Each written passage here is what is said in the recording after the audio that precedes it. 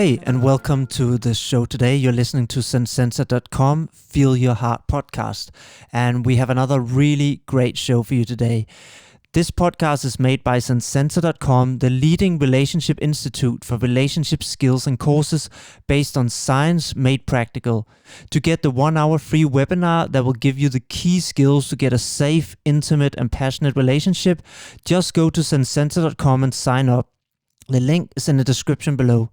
Don't forget to subscribe to this channel and leave a review. It really helps me keep the positive energy going to make more podcasts. So welcome to the podcast. Today we have Elisabeth on the show, and I'm really excited because we're going to be talking about something that is new for me too, which is system theory and also how that impacts relationships. So I'm really excited to have you on the podcast today, Elisabeth. Thank you for coming.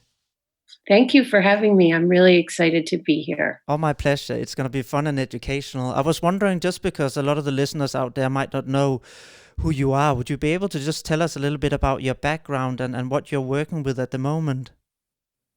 Of course, of course. I am first and foremost a social worker, and I have postgraduate training in couples, family, and sex therapy in a program where systems theory is the primary psychological school. So that informs everything that I have experienced and worked on since finishing my training. I work in Washington, D.C. I see mostly couples and individuals in an age range of about 21 to 60 years old. Fortunate because I love what I do. I wish most of it right now were not virtual, but of course it has to be safe. And so this is a time where I find myself feeling especially grateful to love what I do and to be able to keep doing it. I also, several years ago, wrote a book that is written for adults whose parents divorced when they were growing up. It's called Overcoming Your Parents' Divorce. And I enjoy having conversations like this one and being an active media contributor on many different platforms. Am I answering your question, Thomas? You definitely are. Thank you so much for that, Elisabeth. And actually, I'm particularly excited about talking to you today because most often when I have guests on, I already know a lot about, what it is they're going to be talking about, because it's theory that I normally know a lot about myself. Today, I feel like a newbie, so I'm going to be learning together with the audience, which is very exciting for me. And I think we just spoke a little bit before about attachment theory, and you said that system theory is kind of like a cousin to that. But I think both me and probably a lot of the listeners out there are sitting thinking, what is system theory in the first place? So could you maybe just explain that to us so we kind of have an idea what that is? I can, and I could explain it all day long. And in fact, when I work with individuals and with couples in therapy, I have a full session that is dedicated to teaching them about what systems theory is. So part of what I wonder is, do you want the long, medium, short version of the explanation? I think Because maybe there's so much let's to yeah, say. if it's a whole day one, we have about an hour, so I think that's probably if we could do a 10-minute version or something, that would be great. Maybe that is that I the think short I can do version. that. Okay, and just jump in with Oh, questions. perfect. Systems theory drew from the biological perspective, from science, because there is a systemic scientific theory that proposed you can't understand a tree if you don't understand air and you don't understand soil and you don't understand the larger interconnected ecosystem. So that's where systems theory gets its name, from the biological sciences. It was developed in the late 60s. Some pioneers of the theory were Salvador Minuchin and Murray Bowen.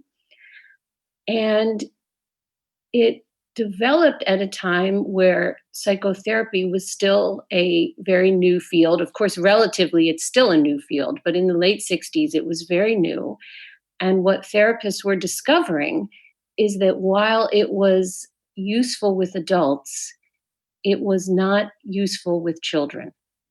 What a therapist and a child could do together in a room did not show the same promise, which psychologically makes sense if you step back and think, of course, a child does not have the developmental hardware to carry over what they would do in a therapy session and hold on to it within their family unit.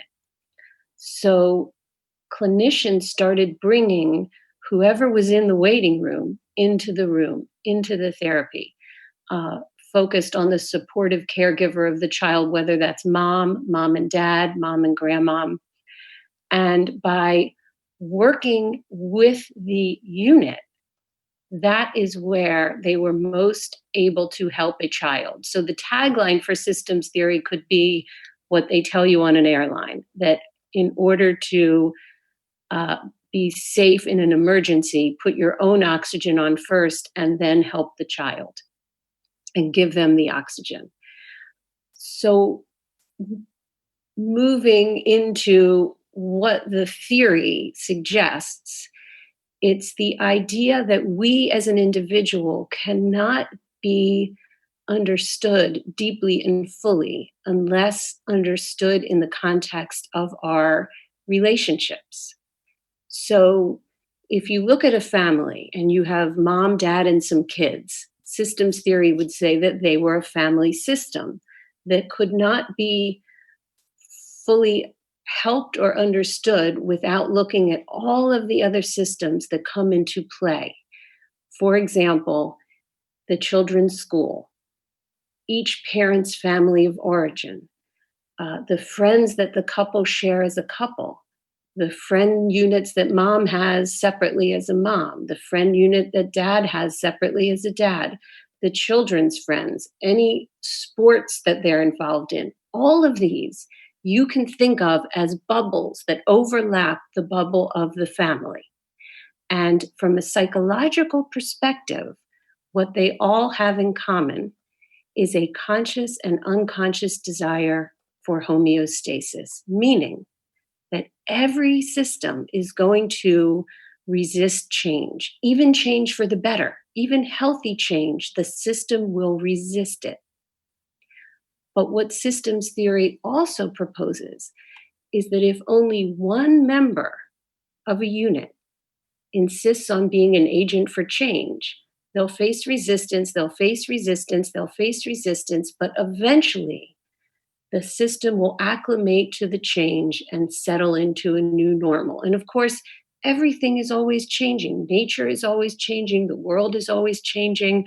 So that the therapy is focused on these different spheres of influence and where and how we consciously and unconsciously resist change. This So that systems theory, there's one concept related to systems theory that I'd like to get into at some point. But that, I would say, is the briefest explanation I can give of the theory. I really like that overview. Thank you, and that makes a lot more sense. And actually, it just made me think about this book, and he's also done a TED talk called Sebastian Younger. He wrote a book called Tribal, where he Mm, talks about the importance of social healing and how we heal in connection with others, right? And he said people who had PTSD took much, much longer to recover if they came home to a more isolated society because they yes, weren't looked at in an integrated system. And I actually spoke to one of my friends who's a psychologist in Denmark and treats soldiers who came home from Afghanistan with PTSD. And I proposed exactly this to him. I said, why don't you integrate the family, the partner, if there's, all these people into the healing, because if they don't understand what's going on, then the dynamic will keep being confused and will be reinforced in a negative way. So they have to be integrated. Like you said, we need to look at the whole system. And it also reminded me of this idea of why it's so important that we give our partner a map of ourselves. We need a map of each other because you're yes, right. It's not just this person. It's also the understanding of their history, their expectations they come with based on how they're brought up. Their partners that have influenced them as well, and having a full understanding. So it makes so much sense. And the interesting thing when you explained it, I thought this sounds very similar, like you said. It's just that I guess I use different terminology. So it's super interesting. What I would love to hear more about is how we can then kind of take this, because this was a very overview of theory, right? How could we take system theory and how does that relate to relationships? And how can people in practical ways then start using system theory? Well, what I'd like to do in answering that question is really briefly explain a concept that's a little bit complex but central to systems theory. And then I can explain how I teach that concept to therapy clients and use it to help them apply it to have more intimate relationships, to feel more psychologically grounded, and to have a more satisfying, fulfilling life. Is it okay if I try and briefly explain that? I would love that. Yeah, let's do it. Okay. So, as this way of working within the system was taking off and showing such promise, this clinician, Murray Bowen, developed a concept that's called differentiation that then became the centerpiece of systems theory. And the simplest and very incomplete definition for what systems theory is, and I haven't read this anywhere, but I use this definition to help my therapy clients conceptualize it. The simplest definition is emotional maturity. So, what differentiation is proposing is that we as adults on a path of an adult life have this central psychological goal of becoming ever more differentiated, of becoming ever more emotionally mature. What does that mean? It means more and more able to balance separateness and togetherness, to be able to be intimate with an individual and with various individuals, and simultaneously feel truly grounded in one's separate self. And it's really a scale and a spectrum with the idea that none of us ever completes this journey. We just continue to try to grow. So, undifferentiated individuals don't all look alike, and we all struggle with aspects of being less differentiated. In one extreme, what it looks like is a tendency to cling to others in a reactive way and therefore define the self in terms of the other. This is like a person who, if you ask them what they're doing, they tell you what their girlfriend is doing. At the other extreme, which according to differentiation is the flip side of the very same psychological coin, at the other extreme is an impulse to cut off or detach from others in a reactive way. In other words, to define oneself in terms of opposition to others. So this can look like hyper controlling behavior, or like a person who wants to keep dating someone, but also wants to keep reminding them that they don't want a relationship. So I'm speaking in extremes. And of course, an individual who tends to cling to others in a reactive way, we've heard of this in many ways. You hear about a codependent personality. You hear about someone who clings. You can find so many examples of people who are too codependent in various schools of psychology. But what's different in systems theory is that systems theory is suggesting that whether we cling or whether we cut off and detach, they're psychologically the same because they're too driven by an overreaction to the other person and less grounded in the self. So it's a bit of a complex theory. Do you think I'm explaining it in a way that is Yeah, understandable? yeah, and I think also I understand a bit now why you said it also related or was a cousin of attachment theory, and I think the listeners, if they listen to previous episode, have heard a bit about attachment theory. So even I guess to relate it to that, to some extent, it's not precisely what's being described, but I can see the relation to anxious attachment and avoidant attachment a bit in the Exactly. descriptions that you're doing or that you're giving us here, which is great because that might give people and Yes, understanding of you're like you. taking the words right out of my mouth. Exactly. Yeah, and like you said, of Exactly. course you did. And what I liked about what you said before about system theory and seeing it in an integrated system is I found that a lot of people would start categorizing people, saying you are this attachment. But what's interesting is that because it's a system, like you said, and when we are together as a couple, it is an integrated system, literally interwiring nervous systems. It also means Yes. that we actually adapt, and it means that you can see a person be codependent in one relationship, but it doesn't mean that they will necessarily be the same in another relationship, Right. right? They may be more likely to cut off and detach in another relationship. And it's all a part of the same underlying challenge and journey. And so then, of course, understandably, what, when presenting this to a couple or to an individual, people have all kinds of insights about themselves. And they'll say, I relate to this part, I relate to that part, this sounds like me, this doesn't sound like me. And then the next question is, well, what do I do about that? How do I become more differentiated? How do I work on this?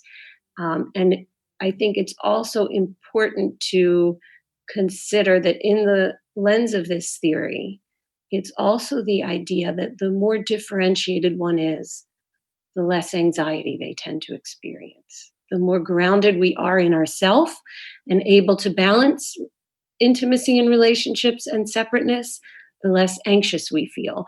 And part of how, in my experience, people can grow to become more differentiated is to become more curious about their partners, is one part. And also to work on how they communicate, because I really believe that by working on communication, it's a gateway to change and to emotional maturity. Just trying to work on saying certain complicated things in a more differentiated way, to use the language of this theory, can be transformational for people as they practice it. So how would that look if because that's interesting. That would be my next question. How some of this theory actually in practical terms relate to intimacy and communication. How would that then work if somebody were trying to use these tools in their communication or even or in other ways through to improve their intimacy? Well, one example that might be interesting or even relatable would be a recent conversation I had with a couple where they had had a really tense, difficult evening and argument. What happened was they went out in DC for the first time in a long time, as many of us are venturing to do. And the place that they wanted to go to sit outside, where they felt most safe, they drove to. And both driving to and from the restaurant, the outdoor restaurant, they got in a terrible fight about the way that he was driving. And it ruined the evening, and it became a real disconnect between them, where he felt so controlled while he was trying to do his best, and she felt scared. She felt like he wasn't driving safely enough, and she was in the passenger side, and she kept thinking that he was going to hit people who were on bikes that he wasn't seeing. And as they worked to communicate about it in a deeper way, they were able to go underneath those impulses to critique the other person and really criticize all the things that the other person was doing wrong, which were happening. They both uh, could be completely on target in their criticisms of the other. But by going underneath it and speaking more deeply in a more differentiated way, she was able to look at what was really going on. And she was able to instead say, you know what? I hadn't been in the passenger seat of a car since March. So part of what was happening was I just wasn't used to it. But on a more deeper level, I don't think I have shared with you how scared I am to go outside. I'm terrified.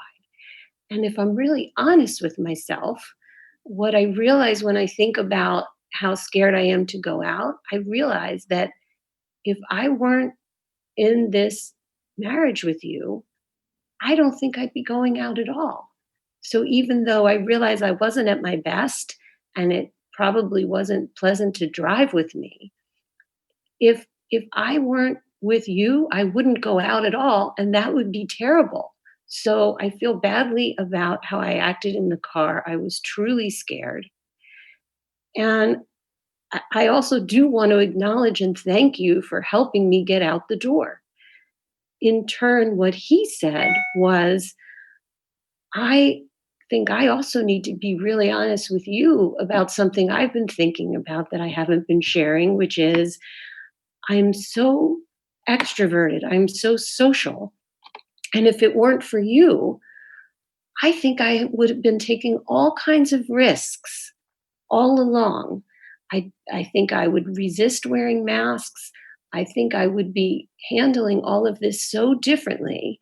And I'm glad that I'm not. And I really feel like you've helped me with that. So they're talking about the same tension. They're just going underneath it and exploring it on a deeper level, where therefore the very things that they're fighting about can be points of curiosity, intimacy, and growth, emotional growth for both of them. Is that a useful example in this? I think it is, and kind of what I hear as well, like some of the skill sets I just noticed in what you're describing, which is amazing how they manage to yeah, engage in that way. I feel, and what's important, I think, for us to remember with what you describe here is essentially that the wife or partner, she was able to self-regulate. And I think what's so important Hmm. is we need to know ways that we can regulate our own, notice and regulate when we know we start getting triggered, right? Because if we are not regulated, we are gonna trigger our partner. And we can't help co-regulate them if we are not. This is what I always used to say with parents with their children when they want to teach them social and emotional learning is you will not do the right thing with your kids if you're really stressed and if you're really triggered. So the first thing you need to do before teaching your kids anything is make sure you regulate yourself, even if that means taking a few minutes just to yourself. Regulate, and this is the same in a couple's partnership, and I guess that's what they did.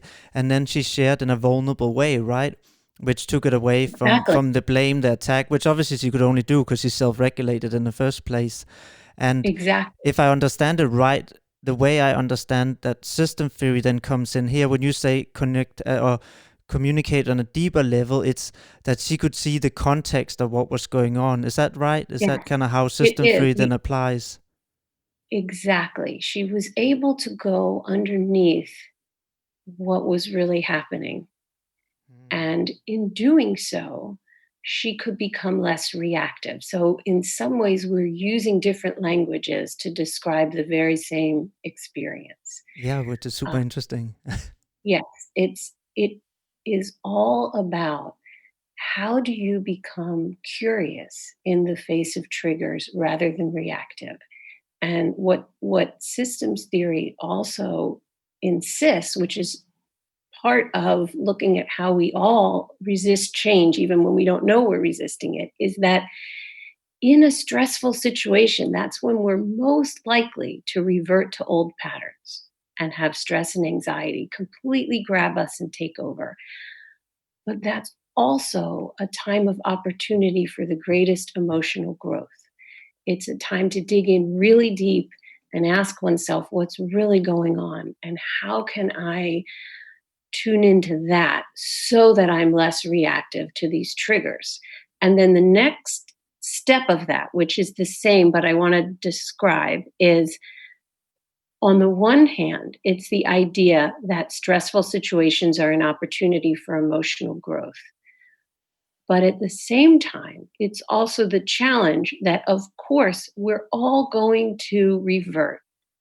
It's just a part of human nature. Everybody has a bad day, especially right now with what's happening in the world. So it's this idea that when you do revert, don't decide that that means Nothing's ever going to change. The other person's never going to change, and it's not worth it. Instead, dig in deeper, own your part of the equation, apologize for whatever role you had in what didn't go well, even if you're absolutely convinced that the other person is 90% to blame. Just own your part and decide to just try harder the next time. This is really interesting also because it just reminds me of when I had an ex-partner that had borderline personality disorder, and actually one of the things her mind was not able to do was apply system theory. She was not able to see the overall context and integrated system because all that felt real to her was the emotion she felt in the moment. And this is why Yes. often their relationships become very toxic, right? Because they're simply not Mhm. able to apply that skill you're describing now, which is being able to see all the integrated parts of what's happening, and that it's not just about what we're feeling in this moment. And I guess that's what that couple you described it so well. They were able to self-regulate and then see the context rather than just be overloaded and overwhelmed by the emotion. Yes, so the very thing that was so disappointing to them, I mean, imagine they hadn't been on a date in months, working from home in a small apartment, and then the very thing that was the point of tension could draw them closer once they dug in a little deeper to what was really going on and how much more was really there. That was an opportunity for growth for both of them in noticing that, in exploring it, in being curious about it, and putting words to it. And what are ways that people can start practicing this if they have a tendency to just, run along with their triggers, which I guess a lot of people do. They just believe their emotions and run with that. So if they feel angry, they will snap at their partner. What are ways that people can start practicing getting out of that pattern and instead, try and engage with this way you're describing, where they see the overall system? Well, Thomas, you're using the perfect word, which is practice. And I don't want to, in any of these explanations, imply that any of this is easy. It's a journey and it is practice.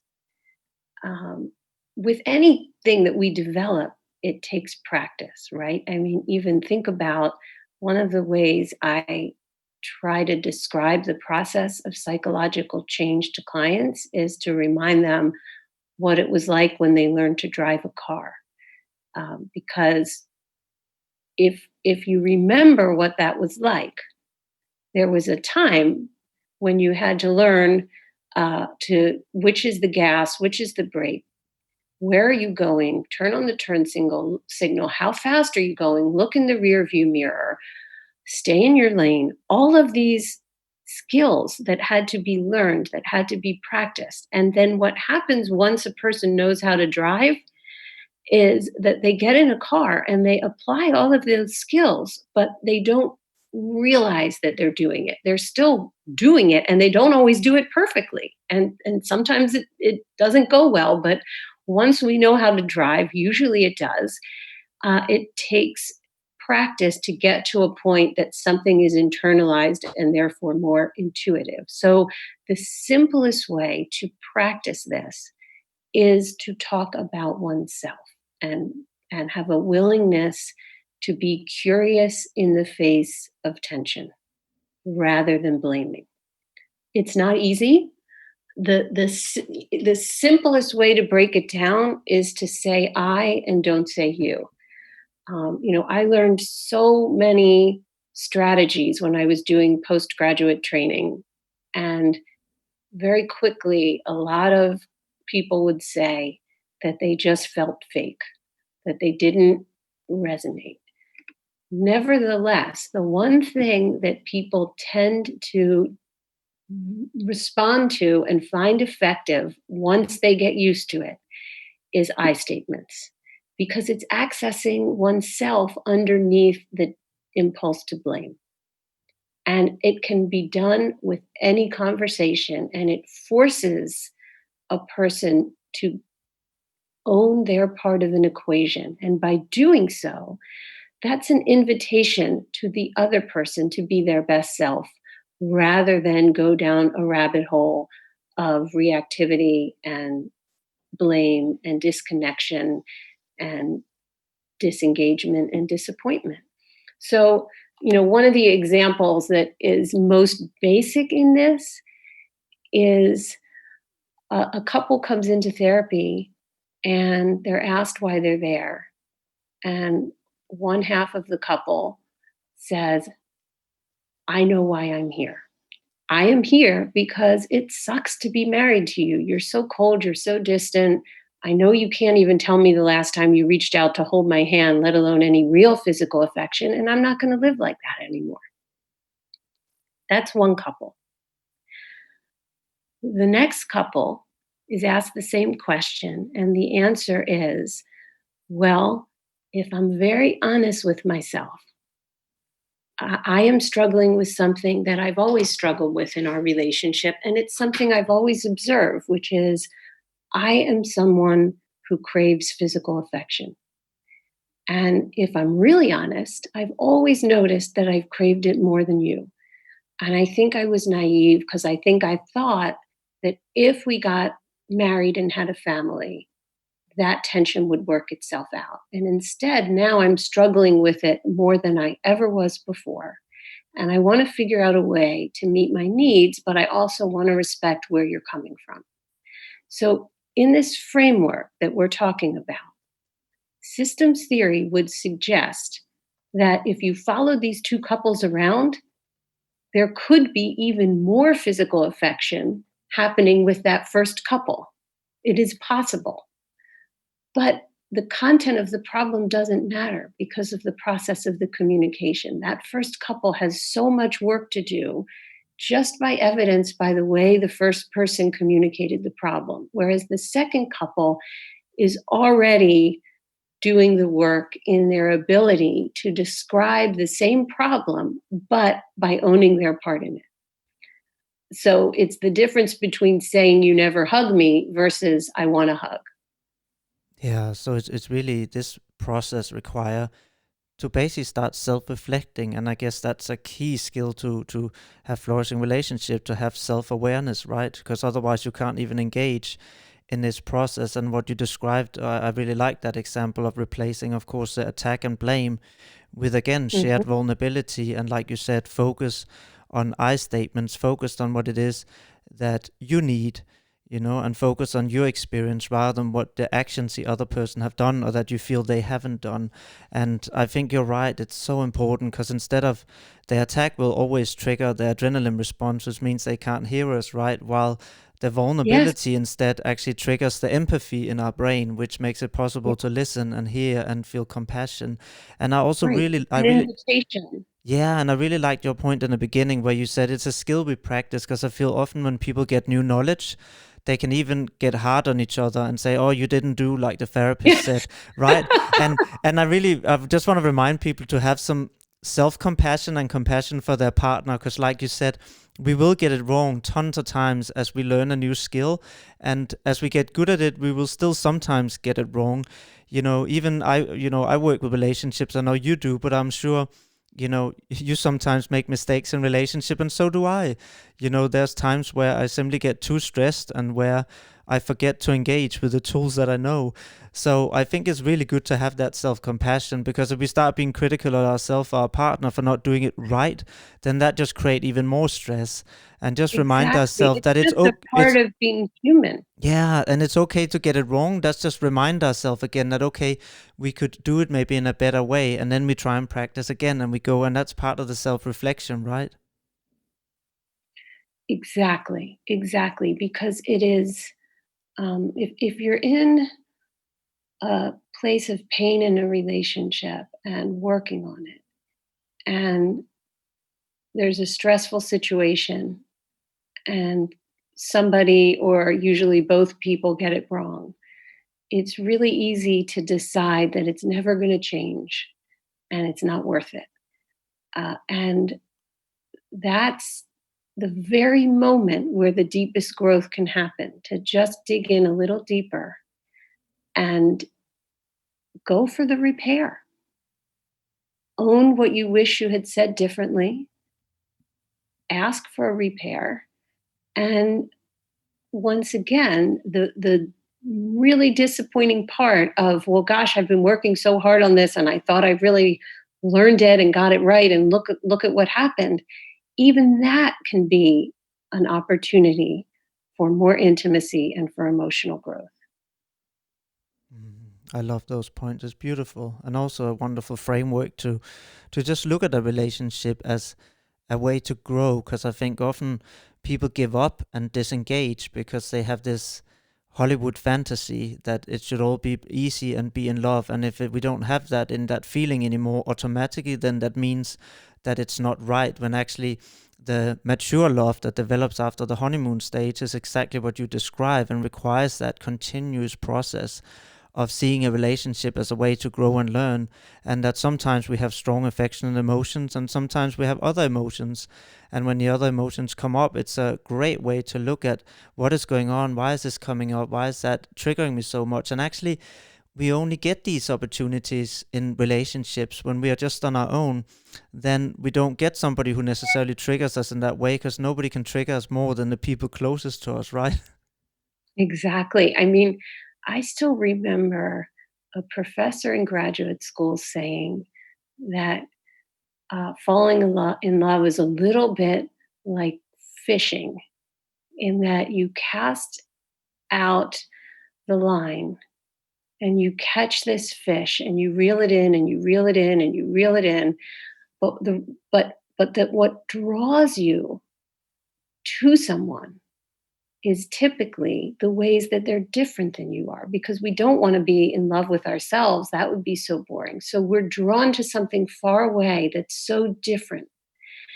And we reel it in and we get closer, we get closer, we get closer. And then once there's intimacy, there can be this further reeling in of, be more like me, be more like me, be more like me. Can't you just do it the way I do it? Be a little more like me. Do the dishes this way, make the bed that way, keep a house the way I would keep it. And we all just want to be loved for who we are. And that's what drew us to the person in the first place, is the ways they're different, almost always.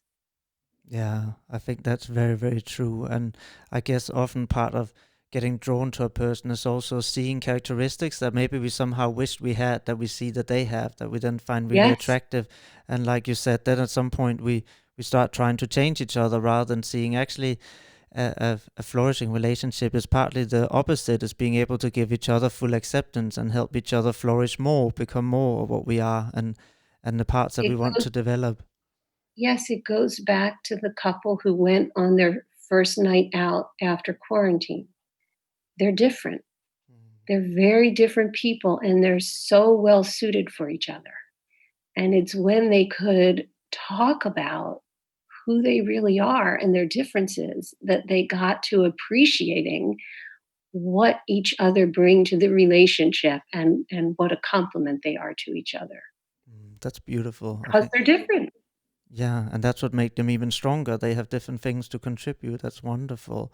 I want to talk to you a bit about empathy as well. And I think maybe first, before we go into empathy, is just for people to kind of get an idea, why is empathy even important in a relationship? Why does it even matter? I don't know. Could you touch a bit on that, and then we can talk more about it afterwards? Yes, I mean, imagine a relationship without empathy. um, I have felt concerned that we generally have a crisis of empathy right now. And perhaps that's a separate conversation in terms of how much time we spend looking at a screen rather than looking into other people's eyes. Uh, but I really think that curiosity is a kind of gateway to empathy, and that empathy is a gateway to intimacy. I think the three interconnect with each other and each lead to the other, more like a circle than a straight line, uh, but that it's the ability to be empathetic uh, is deeply connected to the ability to be grounded enough in oneself to have curiosity about what's going on rather than defensiveness. And if we're curious, we can learn more about the other person. And if we're less reactive, we can take in the information and actually care about it. Yeah, I Am like I that. answering your question? Yeah, absolutely. And I think that's wonderful. And I would also say, I think empathy is just the absolute cornerstone of connection in general, because if we do not have empathy, then it's not really possible to feel connection with another human being. So the more we Exactly. develop that skill of empathy, the more we are able to also deepen our connection, because the more we are able to feel each other, right? And sense what's going on for the other party, and therefore feel that we are more in a joint experience. And that's not possible without empathy. So yeah, I think you're so right, and even practicing, and I think you're right. It's another podcast, but it's an important point to bring up that we really spend way too little time with other people, looking them in their eyes, trying to understand their experience of the world. And it's also why we get a more divisive world where people don't understand each other. And I think even as a couple, it's a beautiful thing to make it a regular thing to sit down, even if you have kids. I know there's not a lot of time, for 15 minutes in the evening, 15 minutes. even of whatever is possible. If people have kids, I know a lot of people are exhausted at the end of the day. Whatever time they can take, 5 minutes, however long it is, and just look in each other's eyes and try and be present and just share what is going on for them, and try and then feel the empathy for the other person. That can be a wonderful practice to do. Yes, and I think connected to it is a willingness to be uncomfortable. Uh, if you think about the way we use screens, many times we use them to avoid discomfort. That the minute something's awkward, we look at our phone, whether it's a social setting or a relationship dynamic. We go away from where we are and we go into the screen. So, what helps with empathy is in addition to looking in the person's eyes, setting aside the time, being deliberate, and also at times a willingness to just be uncomfortable and give in to that because it's okay. Having an awkward conversation is something that anybody can do if you talk about yourself and you consider the other person's ego. And I think today we use screens so that we can avoid feeling uncomfortable. Yeah, I like that. And also, because you're right, whether we look at the screen, I like your example, when we're out because we feel uncomfortable, whether it's us coming home stressed from work and putting on the TV, it's a way of disengaging, right? And Yes, and and down regulating our stress, that takes us away from that empathy and connection. And also, it just reminded me a lot of what I work with in social emotional development, is this idea that we categorize emotions as good or bad, which is actually very incorrect, because emotions at its very core form are just messengers. They're essentially messengers that are telling us something is going on in our integrated yes, system, somatically, emotionally, and they're making us aware of something. So anger, for example, is not a bad emotion. It could just make you aware that maybe your boss is violating you, and it's a way to tell you need to stand up and set your boundary. So, exactly. emotions are never bad. Like you said, even awkwardness is communicating something to us. And if we instead, like you said, can be with that, we realize they're actually not bad. And they only feel bad because we started, associating them with that. So we feel uncomfortable about having that emotion in the first place, because often we feel we can't cope with that emotion. And if we learn or teach our children that actually they can sit with these emotions and nothing happen, they can feel it in their body, and maybe it's a little tension in the stomach, but that's all it is. It's not that bad, is it? And when they No, can become, yeah, anger is such important energy. It's just a question of what we do with it. yeah, that's wonderful. Do you have some other ideas of what couples could do to try and develop that empathy, if they think, yeah, that's great, I want more empathy, or my husband is not that empathetic? What can we do to try and increase that? Is there things that couples can start doing together? Well, one of the things that you and I emailed about that there is research on that is interesting and in some ways contradictory to everything I just said, There is research that watching films together about relationships and then talking about the films is something that reduces the divorce rate among young couples. So I think that's really interesting, Thomas. I can send you the study. It's something that I share with all of the couples I work with, especially people who are newly married or doing premarital counseling, because that's what the research is focused on. But it's this idea of not just watching the film, that's not enough. They have to look at each other and use these series of questions to talk about the film afterwards, with the idea that getting a little bit of emotional distance from some of the challenges by together watching a film about it, is an opportunity to help people prepare to work on themselves and become more empathetic to the other person's point of view. So it is a really interesting study. They took about 100 130 couples, I believe, who were either engaged or newly married. They split them into 4 groups.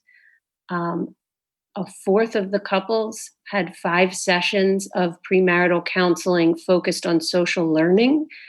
Another fourth had premarital counseling focused on empathy. Another fourth did nothing. And the final fourth watched 6 films about marriage together and talked about them afterwards. And when they followed up with the couples 3 years later, a third of the couples who had no premarital intervention were divorced, 33%. With the couples who had done either form of premarital counseling, the divorce rate was only 11%. But what was really interesting is that the couples who did no premarital counseling, they just watched 6 films and talked about them, 5 or 6 films, they also had a divorce rate of 11%. So in that instance, watching films and discussing them was as effective as the couples therapy. Mm. And So it's just a little fun tool on the side to just watch films about marriage and talk about them. And it can be a way for people who want to work on their relationship, to just see what they discover. And I do think it can help develop and cultivate some empathy. yeah, I think that's wonderful. And also, I think in general, in a lot of couples, there isn't that much open, vulnerable communication where people actually take time to sit down and talk about what is really going on, what's really challenging for them, how can they support each other in growing in that world that they're in. And even in a sexual context, a lot of couples don't talk very much about their sex life. They think it should just kind of automatically work out, and they don't really talk about what are their desires, what are not working. And there's also lots of research that show that couples that have more communication about their sex life tend to have a better sex life, even though a lot of Of people say, course. yeah, exactly. But yet I hear a lot of couples say, oh, but it's not sexy if you have to talk about it. And actually, research says something very different. It says that people who have more in-depth communication about it tend to enjoy sex more. Um, so yeah, I just wanted to put that out there. I think that's wonderful. Do you have any last tips or ideas to give to the listeners before we end the podcast? I would say that, where we began this conversation, one of the things that I hope I emphasized clearly enough is that all of this is a journey. It's not that any of us wraps everything up in a perfect package with a beautiful bow and is finished and has the connection exactly the way they want it and the relationship exactly the way they want it. And it doesn't have to be perfect like that. It's a journey that keeps going. It's part of what I love about the concept of differentiation, that we never get there. We just keep learning and growing and digging deeper, and that in and of itself is not just a path to intimacy, it's also a path to a strong and grounded sense of oneself. Yeah, and thank you for that. And I think my closing comment, which I really like, and it integrate, I think, everything you said about system theory, is the fact that we can start looking at relationship instead of something that is supposed to make us feel good, which I think is a romanticized idea about relationship, Yeah. right? It should make me feel good, and when I don't feel good, I leave, right? It's very much this Hollywood ideal that we got. And instead look at relationship as an opportunity to grow, because like I said, we grow more. And I think that's also incorporate all these things you talked about, the self-reflection, seeing things in a system. It's really about, wow, here's a wonderful opportunity for me to grow more together with this person. Yes, yes, I love that. I completely agree. But I really want to thank you, Elisabeth, for coming on the podcast and sharing your knowledge. It's been really wonderful to get this perspective, and also really interesting to see the different analogies of different theories, and how in many ways they're very similar, right? They just describe it in different ways. So it's been really fun. Exactly. So thank you so much for coming on the podcast. Thank you for having me. It was so good to meet you and to speak with you and everybody. I hope you enjoyed the show today. Don't forget to subscribe to this channel and come back for our new weekly podcast. Also, leave a review to keep the positive energy going. That really keeps me motivated to make more of these podcasts. If you want to learn the key skills to a safe, intimate, and passionate relationship, then head over to Zensensa.com and join the free 1-hour webinar. The link is in the description. You'll learn the 4 reasons that relationships break down, how your attachment style may fuel conflict with your partner, and how to break that cycle, why people cheat and the 1 tip that can prevent it, the simple 3-step formula to lasting love. So thank you for joining us today, and I look forward to seeing you next week for another podcast.